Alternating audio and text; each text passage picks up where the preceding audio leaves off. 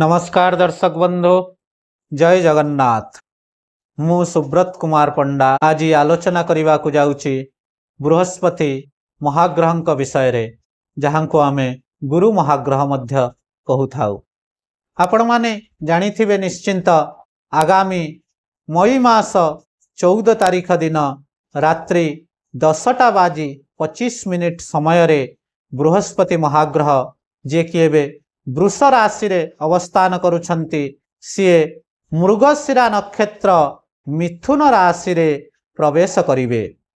एई बृहस्पति महाग्रह मिथुन राशि को प्रवेश करिले आगामी दिन रे आमे आलोचना करिबा जे 12टी राशि उपरे कोन एहार प्रभाव रहिबो एवं ताहार कोन सतर्कता अवलंबन करिबा एवं ताहा पई कोन आमे रेमेडी तथा उपचार करिपारिबा अशुभ फलरू रक्षा करिबा पाई।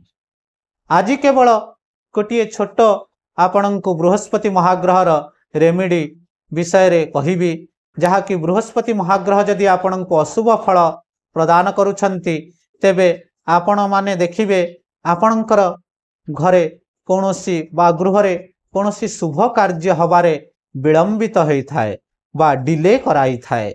तो ए सबु क्षेत्रु रक्षा पाइबा पाई बृहस्पति महाग्रहंकर शुभ फल पाइबा को हेले आपण माने गुरुवार दिन हलदिया वस्त्र पिंधिबा को चेष्टा करंतु। यथा संभव गुरुवार दिन हलदिया वस्त्र परिधान करिवे एवं गुरुवार दिन चेष्टा करिवे स्नान करिबा समय रे आपण माने किछि स्नान जल रे हलदी मिसेई स्नान करिवे, अर्थात हलदी मिश्रित जल रे स्नान करिवे एवं गुरुवार दिन महादेवंकर मंदिर को जाई सेठारे महादेवं को हलदी मिश्रित जल रे अभिषेक टिए कराइबे।